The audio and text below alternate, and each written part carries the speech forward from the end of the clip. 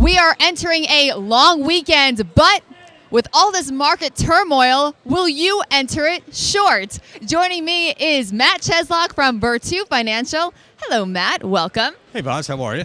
Hey, I'm good. How are you doing? Tremendous. Tremendous. Well, the market's not doing too tremendous, but let's first start with the Fed. I mean, after those dovish comments, the reaction the market had, I mean, how obvious was that? Yeah, it was great.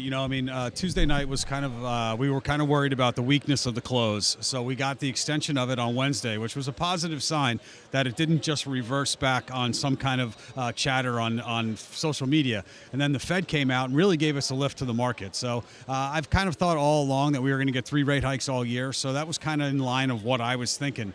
Today, obviously, the bombshells North Korea about calling off the summit. So it really took the Fed and what their scope of what they're looking at going forward really out of the picture, because we're now so hyper-focused on what's going on geopolitically. So what bullish or bearish signals do you see in this market right now?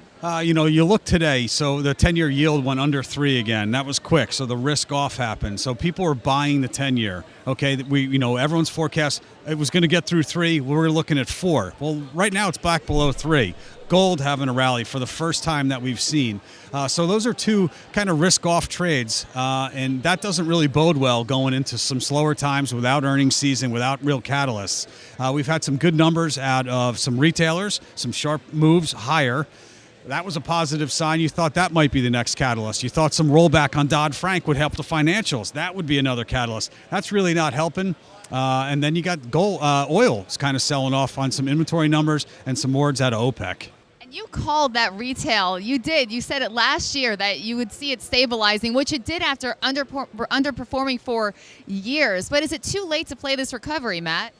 No, what's so great about the retail side of it is that there's been specific names that have rallied. So there are names that are underperforming, and eventually they're going to probably play catch up, in my opinion, as they generally do. They get oversold, and those are the ones that you're going to look at. You're not going to want to play the ones that have already moved or have moved considerably. You're going to want to look at ones that have underperformed. Yeah, we saw 14-carat results from Tiffany, and it did gap up. It is coming in a little bit today. But you know what, Matt? The last thing I want to think about is retail and shopping. We have a 3-day weekend coming up to relax and chill. Do you have any plans? Absolutely. It's a beach weekend. After the spring we've had down here, and you saw from some of the numbers that we got out of the retailers, they were blaming it on the weather. They're going to be no blaming anything this weekend. Tomorrow, Saturday, and hopefully most of the day Sunday will be pretty good. We've earned it, so, hopefully we'll get rewarded.